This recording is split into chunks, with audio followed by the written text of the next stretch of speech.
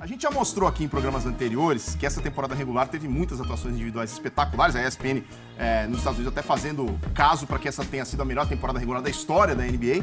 Pensando nisso e nos playoffs, a gente pegou um top 5 do site The Ringer, do Bill Simmons, e vai discutir aqui com os Gustavos do Jumper Brasil. Vamos começar pelo Damian Lillard, quinta posição, um jogo de 59 pontos, 6 rebotes, 5 assistências, 1 roubo de bola e nenhum turnover contra o Utah Jazz. Vocês têm alguma explicação por fato da gente ter tido tantas performances individuais monstruosas nessa temporada? Eu acho que a NBA mudou muito, né? Nos últimos anos, o estilo de jogo das equipes, as equipes estão jogando mais em transição e a individualidade está falando mais alto. Nessa temporada, especificamente, a disputa do MVP está praticamente focada em Westbrook e Harden pela questão dos números absurdos que os dois conseguiram nessa temporada. E essa atuação do Lillard, falando especificamente, foi surreal porque ele bateu o recorde de pontuação da franquia e não cometeu nenhum desperdício de bola. Isso é, para um armador, o cara que fica mais tempo com a bola na mão, isso é impressionante. No jogo que o Portland ainda batalhava pela vaga, não estava confirmado. Isso. No dia anterior, que o Westbrook ganhando do Denver, eliminou o Denver e o Portland se classificou. Jogo-chave para a franquia. E o recorde era o Damon Stoudemire, armador de 54 pontos. O Lillard fez 59. Talvez o Lillard seja um dos jogadores mais subestimados da liga nos últimos anos. Ele é de uma força ofensiva extraordinária. Klay Thompson, jogo de 60 pontos, 2 rebotes, 1 assistência, 60 pontos em 29 minutos. Alguém me explica isso, por favor. Esse é o grande detalhe. Não tem explicação. O cara pegar a bola, arremessar e pronto, acabou. Splash, né? O mais Splash. impressionante é que nessa partida o Warriors estava completo. Estava com Curry e estava com Durant. E mesmo assim o Klay Thompson ainda conseguiu marcar 60 pontos. Então, depois a gente vai falar ainda do Golden State, né? Mas o que o Gustavo citou, o Lima, né? Citou, o Gustavo Lima citou. Que emoção falar isso. Como se eu fosse fã do Gustavo Lima também. Não sou falso, né? Você tem a referência, pelo menos.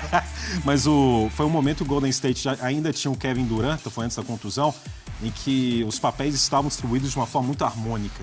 No período próximo a esse jogo do Klay Thompson, o Stephen Curry teve o jogo de 13 bolas de 3, o recorde da liga. E depois teve a contusão do Durant e o Golden State teve que se reagrupar para mostrar que tinha força. Mas esse jogo é fundamental. Esses 29 minutos são inacreditáveis. Nesse jogo aí... A média dele seria muito maior. Então, imagina se ele fica em quadra por 42, 43, ele ameaça lá o jogo de 81 pontos do Kobe Bryant. Imagina se colocar entre o jogo do Kobe Bryant e o jogo do Will Chamberlain. Seria um absurdo. E é difícil escolher um jogo do Russell Westbrook, né? Nessa temporada do senhor triplo-duplo. Mas a gente encontrou aqui uma partida de 50 pontos, 16 rebotes e 10 assistências, além de um roubo de bola contra os Nuggets. Foi a partida que... Esse jogo serviu pra um monte de coisa. Acho que pra definir o MVP a favor dele, pra matar o Denver Nuggets, né? Porque os Nuggets acabaram sendo eliminados após a temporada com essa derrota. E a maneira como ele fez isso nesse último mês da temporada, com vários jogos em que no último quarto ele vai dar a bola aqui. Fazia os últimos 15 pontos, 15 Dallas, 17, forçava jogo pra prorrogação e ganhava na prorrogação. Essa foi uma das... Esse foi o jogo que ele bateu o recorde de triplos-duplos do Oscar Robertson com assistência pro Criston. Sim. E eu tava assistindo o jogo, no momento que ele fez o triplo-duplo, falei, ok, preciso me concentrar nas outras coisas, eu ia narrar beisebol no domingo e tal. Eu falei, o jogo não vai virar, porque tá 10 pontos atrás, faltando, sei lá... 2 minutos e meio, eram 10, 2 minutos e meio. E aí, quando eu falei, como assim o cara virou o jogo? Pelo amor de Deus. No último lance. Mas de onde ele mandou a bola de 3? O MVP de vocês é o Westbrook ou não? Essa é a questão. Você viu o sorriso? Polêmica. Porque eu já li a respeito. Me mandaram mensagem. Então, acho que a polêmica do momento é agora. Eles estão seduzidos por uma barba. Daqui a pouco, tá? Tem um cara na frente ainda pra gente falar do Teve barba. um fã de esporte que o nome mandou pra mim falando que o Harden é o barba, mas o Westbrook foi barba, cabelo e bigode. Isso, eu vi essa também. Também recebi essa. Foi ótima essa. O Harden pra gente é o MVP. Por causa dessa história de vitórias, a campanha do Rio tá sendo melhor Também. que o Thunder. Também. Mas o link de apoio do Harden não é muito melhor? Desenvolva. Por que vocês votam em James Harden? Aliás, bota as imagens do Harden aí do jogo de 53 pontos, 17 assistências e 16 rebotes em pleno Réveillon. Daqui a pouco a gente volta pro número 2. Esse jogo contra os Knicks. Vamos colocar o Harden que foi o número 1, daqui a pouco a gente volta pro número 2. Mas pra aproveitar o gancho aqui da discussão de MVP. Então o assunto é esse, vamos lá. O James Harden, sim, tem um elenco de apoio melhor, fato. Mas pega no começo da temporada, quando a gente não tinha ainda um parâmetro exato do que os times iam fazer. A gente tinha projeções. Nessas projeções tínhamos aqui o Golden State lá na frente, mas enfim, o Houston Rockets e o Thunder, basicamente pau a pau, era sexto, sétimo, oitavo. Muita gente escrevendo que o Rockets sequer iria para os playoffs. Então, me perdoem, mas da forma que o James Harden fez isso, acredito eu, de uma forma mais natural. Porque se você for pegar alguns lances destacados de alguns jogos específicos, claro, você vai ver que o Westbrook ele é favorecido. Tá? Há um box out. O que é o box out? É você tira os caras do garrafão para que venha aqui o baixinho, pega o rebote, contabiliza um rebote. Não, eu não sou contra isso, mas toda hora, tá? Eu vi um jogo contra o Lakers, se eu não me engano, 4, 5 rebotes da mesma forma. Eu falei, peraí, produzindo números assim, fica mais fácil. É a mesma história, mais ou menos, daquela do Devin Booker. E agora você pega o James Harden, o que ele fez na temporada.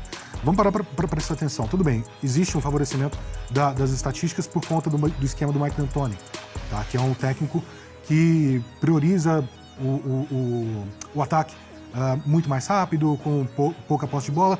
Aliás, com posse de bola muito mais rápida. Tudo bem, você impulsiona os números assim. Mas no final das contas, Harden conseguiu sair daquela posição dele para, de fato, ser o amador. E ele fez todos os colegas dele melhores. Algo que o Westbrook não fez. Você pega os números dos colegas do Westbrook, dos jogadores do Oklahoma City Thunder, estão abaixo. Tá sozinho. Ele tá sozinho. Claro, ele vai reinar. É um Allen Iverson de hoje, basicamente. Não tira os méritos do Westbrook. Foi uma temporada fantástica, mas aí se você chega no final das contas, pega o número de vitórias, o que o Thunder fez, o que o Rockets fez, meu voto é no Harden. Eu acompanho o relator, eu só acrescento que o Harden nessa temporada ele chegou a uma marca expressiva que era do Archibald, de 1973, de pontos gerados por ele e através dos passes dele. Então, ele fez os companheiros melhores. No início da temporada, ninguém dava que Eric Gordon, Ryan Anderson, que vinham do Pelicans, jogadores com histórico de lesão, que eles iam dar certo. O Mike D'Antoni vem de 2 trabalhos ruins no Knicks e no Lakers. Ninguém imaginava que ele ia dar certo logo na primeira temporada. E a mudança de posição do Harden foi essencial, porque ele pôde mostrar que ele é um armador criativo, tem uma visão de jogo espetacular, que não é só... Muita gente desqualifica o Harden e fala que o cara que bate pra dentro só pra cavar lance livre. Ele mostrou pra essas pessoas que ele é muito mais do que isso. É o show da democracia. Foram perto de 56 pontos, né, por 56. Jogo, entre cestas e assistências. Acho que ele ficou a 1/10 de bater a marca do Nate Archibald. Né? Foi uma coisa assim, lá no início dos anos 70. O Archibald liderou a liga em pontos e assistência já. É algo extraordinário. É o show da democracia. Isso aí. Opinião 2, 3 semanas eu tô defendendo o Westbrook. Então deu espaço, porque eu sei que eles defendem o James Harden. Mas só rapidamente, você está com pressa aí, rapidamente falar, porque eu também acho que o James Harden tem uma temporada de MVP. Na comparação, eu voto no Westbrook. Mas o que o Harden tem feito foi extraordinário. Mas também o Westbrook, nessa questão de estatística de combinação de pontos e assistência, foi o segundo. O LeBron James foi o terceiro. E acho também que o elenco do Oklahoma City Thunder, tecnicamente, é muito inferior ao do Houston. O Harden está numa situação mais confortável para assumir a liderança dele e ter todo o arsenal ofensivo que ele tem, que é gigantesco. Você tira o Harden do Houston vai muito mais longe do que o Oklahoma City Thunder iria se você tirasse o Westbrook de lá. O Oklahoma, sem esse padrão de performance do Westbrook, não seria um time de playoff. Para mim, essa questão para ser valioso. Foi isso. Bom, nós estamos num bar exatamente para essa discussão. É um cara de MVP. Muita gente aposta que a gente vai ter de novo nesse ano uma reedição das finais dos 2 últimos anos, né? Golden State Warriors e Cleveland Cavaliers como favoritos. Mas esse ano do Golden State foi diferente, né? Só pela adição do Kevin Durant já é uma outra história. E a maneira como o time se portou ao longo da temporada, também com o Durant se machucando, voltando agora na semana passada. Qual é o balanço que vocês fazem aí desse Golden State Warriors na projeção para a pós-temporada que está para começar? Mais uma temporada histórica do Golden State, né? Pode xingar o Kevin Durant também, pode xingar, porque esse cara foi pro Golden State, né? O time ficou apelão, né? Apelão. Eles contrataram o melhor agente livre da off-season, um dos 3 melhores jogadores da liga, e já era um time muito bom, que tinha chegado em 2 finais. Eles voltaram a fazer uma campanha histórica Se a gente for pegar os 3 últimos anos do Golden State, eles têm uma campanha melhor que os 3 anos daquele Chicago Bulls do segundo tricampeonato, que o Boston Celtics dos anos 80 e que o Lakers dos anos 80 do Showtime. Resumindo, é o melhor time da história da temporada regular. É histórico. O que o Golden State está fazendo é histórico.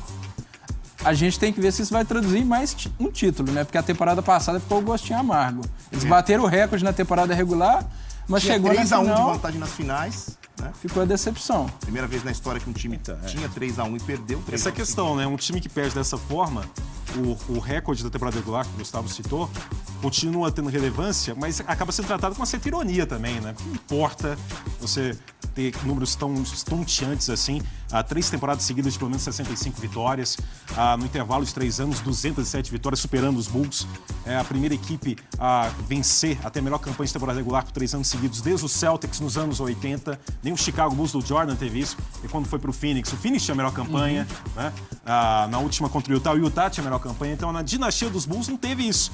Agora, se o time não reverter isso em conquista, todo esse impacto de temporada regular é minimizado. É encarado como ironia pelo próprio adversário. E o Golden State tem essa missão, tem essa pressão. Então é uma questão que o Golden State tem que tratar muito bem, porque a pressão, ou o time é campeão, ou é bust. Ou vai ficar com a fama de amarelão, né? Campeão ou fracasso. Isso aí é uma coisa que tem que lidar no time, no fator emocional. Você tem, basicamente, ali 2, 3 dos 10 melhores jogadores da NBA num time só. Sim. Se você não ganha com um time desse, sim, a tendência é que a gente comece a pensar, poxa, o que está acontecendo de errado? Porque com o Kevin Durant, você tem um Warriors completamente diferente do que era do ano passado. Você tinha um Harrison Barnes, que, beleza, ele foi bem no Dallas Mavericks esse ano, mas não se esperava isso tudo. É o Kevin Durant que a gente está falando. A gente está falando de um dos melhores, se não o melhor jogador ofensivo da NBA. Está do lado do Stephen Curry. Se esses caras não conseguirem o título de imediato, sim, vai ser uma decepção brutal. Não tem como. Eu acho que é o time favorito disparado. É o grande favorito. Sim. Mas é interessante... E ainda contra o Cavs. Que seja contra os Cavs. Mas eu achei interessante que, com a contusão do Durant, o Golden State viveu um momento delicado na viagem no leste. A contusão foi contra o Washington. Naquela mesma semana perdeu para o Chicago Bulls, anotando só 87 pontos. Aí depois teve vitória contra os Knicks, contra o Atlanta, mas voltou e perdeu para o Boston. Aí perdeu para Minnesota. Aí teve aquele jogo contra San Antonio, em que o Steve Kerr descansou todo mundo. Para mim, aquele momento acaba sendo muito simbólico da redenção do Golden State. A partir daquele instante em que o Steve Kerr repousou os jogadores naquela noite de sábado, depois, com o time reunido, eles conseguiram 13 vitórias seguidas sem o Kevin Durant. Eu acho que para um time que, não importa, tem um trauma, e é natural que tenha esse trauma, que sofreu a derrota contra Cleveland, o Golden State precisava de mostrar para si mesmo que até sem o Kevin Durant era capaz de ter uma sequência dominante nesse padrão. E conseguiu. E logo após, que a gente está vendo, um momento delicadíssimo, que o Stephen Curry jogou muito mal, perdeu para o Chicago Bulls, viveu situações muito ruins. Na semana seguinte, perdeu para o Minnesota, em Minnesota, e aí teve esse momento, essa parada contra San Antonio. Acho que a contusão do Kevin Durant, ironicamente, serviu para os jogadores do Golden State perceberem que é um time que ainda tem 3 All-Stars e que tem que ser favorito, tem condição para superar um trauma. E quando o Kevin Durant voltou, eu tenho convicção que o Kevin Durant volta para um Golden State mais forte do que o Golden State que ele deixou quando ele contundiu contra o Washington. Então é um roteiro, é um destino bem interessante que vive o Golden State. Só que tem essa questão, ou é título ou é fracasso. Vamos falar então dos playoffs da NBA. Relógio no vídeo, 2 minutos é o tempo do 2 Minute Warning, obviamente, valendo. Cadê o relógio? Cadê? Ah, tá aí. Melhor confronto pra gente assistir na primeira fase dos playoffs, Romulo Mendonça. Pensa, Jazz e Clippers, vai ser bem legal. Pra você, Gustavo? Jazz e Clippers. Pra não falar de Jazz e Clippers, eu acho que é uma série muito equilibrada também, vai ser entre Washington e Atlanta. Sim, muito bom. Quem avança até a final da Conferência Leste? Lima. Cleveland e Boston. Pra você, Freitas? Mesma coisa. Romulo? Eu também acho Cleveland e Boston, então acho que você também acha isso. Também acho. E no Oeste? O Golden State e San Antonio. Vai ser Golden State e San Antonio, então bem acima de Houston e tudo mais. A tendência é que seja isso. Golden State e San Antonio também. O NBA é previsível, hein? Pois é. Então pode pular a parte dos playoffs, então? Não, nem tanto. Ataques vencem jogos e defesas vencem campeonatos, Gustavo Lima? Sim. Tanto que o favorito a ganhar o título nessa temporada, que é o Golden State Warriors, ele é o segundo em eficiência defensiva e o primeiro em eficiência ofensiva. Acertei um enquadramento bonitinho, olha só os três ali. Que coisa linda. Tem essa câmera fixa aqui no lugar. Pra você, Gustavo Freitas. Mesma coisa. Eles trabalham juntos mesmo, né? Sim, a gente trabalha. Tem harmonia no site, né? Tem harmonia. Não, o Golden State é o grande favorito. O Cleveland, que tá defendendo o Cleveland, realmente inviabiliza, mas eles têm LeBron James. Um cara que busca a 7ª final consecutiva em aparição. Não pode ser desmerecido mesmo com uma defesa tão frágil. E em caso de rematch, no 3º ano seguido, quem leva? Warriors ou Cavs? Golden State. Warriors. Mais favorito que nunca, Golden State. Muito bem. Batemos o 2-minute warning? Ganhamos no relógio? Mineiro é mais objetivo. O relógio não tá aparecendo, mas Ó, ganhamos no relógio. acho que chega a conclusão é essa, 10 que segundos. o Golden State é o grande favorito. Mas mostra também que se não confirmar isso, vai ser uma frustração gigante.